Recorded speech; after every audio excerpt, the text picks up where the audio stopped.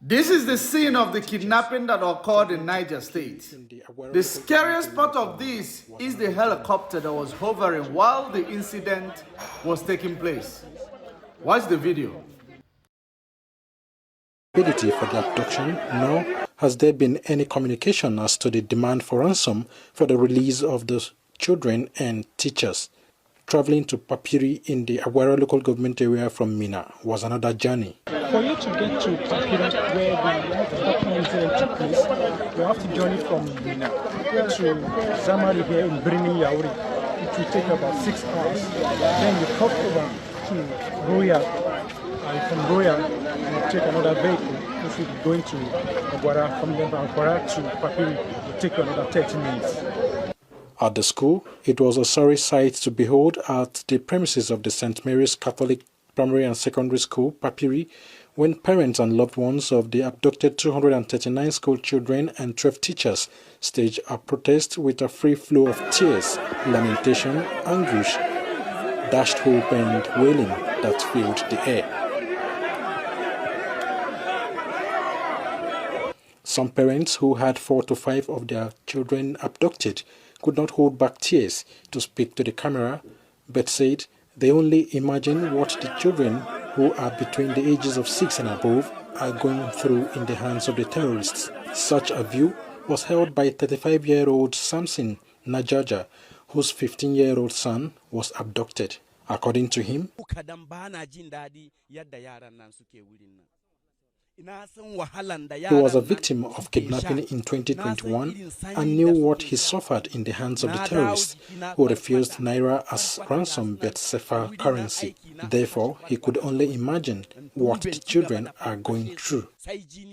A teacher, Martha Matthias, whose husband was abducted along with the children, narrated how her 5-year-old daughter saved her from being abducted. When I took my baby, my daughter now wake up and saw them. She shouted. She now followed me. When she came out, she saw her daddy lying down. She now shouted, "Why your daddy?" She wanted to go to him, and I said, "Hold on, just come." They say if she did not go back, they will shoot her. She refused. They now put gun for her here that if she did not keep quiet, they will shoot her now. She said, "How old is your baby?" 5 years old. She said she must follow mommy and daddy. From there, one of them now asked me to go back and stay with the children.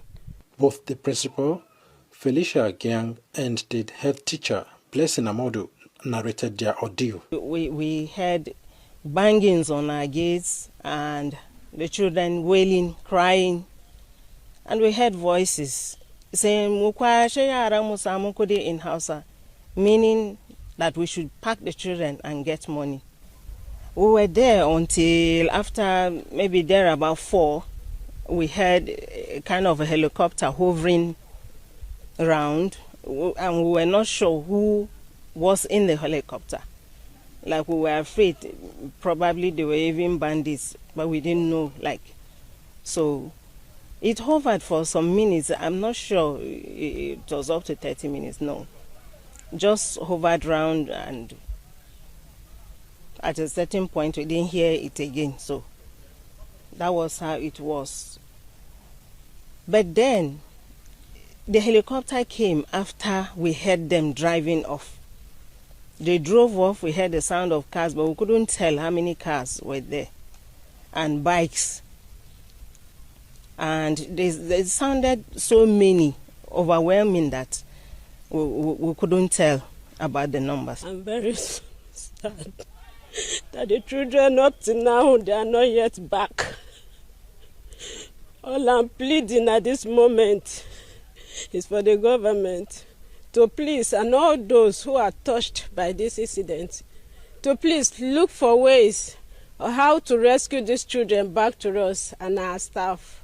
That is all I'm pleading for at this moment. First of all, the helicopter hovering around the school while the incident was taking place is a pure indication that the air traffic control in Nigeria are complicit. It is either negligence or deliberate malicious act from the side of the air traffic control and the military itself, due to their inability to give account of every flying object within the Nigeria aerospace in order to be proactive in combating crime. And this is also a bad news for the rich people who believe they are rich enough. They fly above limitation. They don't drive on the road, they fly.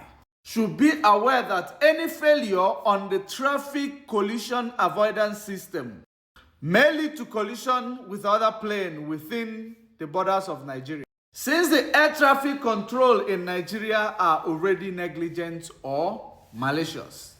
So flying a plane in Nigeria is not your safe haven. Oh, you billionaires who deny the struggle.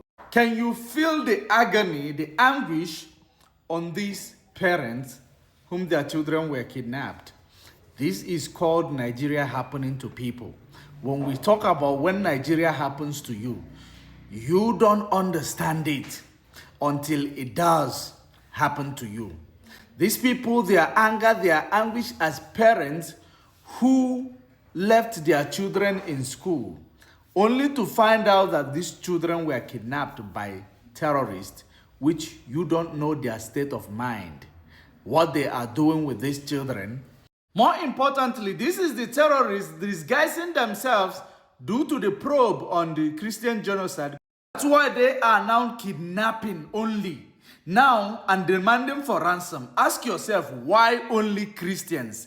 Because they want to exhaust the Christians. They want to give them no choice than to capitulate and join Islam. Remember, they are not called terrorists by the Nigeria state. They are called the bandits. So in the eyes and the ears of the international community, they will report it is just normal crime going on in Nigeria. Then exacerbate the issue on the report of 2 reverend fathers that was murdered in Nigeria southeast, in order to say to the international community that it is Christian killing Christians. And then tag it on Nnamdi Kanu and his organization because they believe that it was Nnamdi Kanu's organization reporting Christian genocide in Nigeria. Of course, if you follow the probe, you will understand that Nigeria makes arbitrary decision and they call it investigation. Hence, they punish people arbitrarily, like Nnamdi Kanu, life imprisonment arbitrarily, not as a result of material evidence.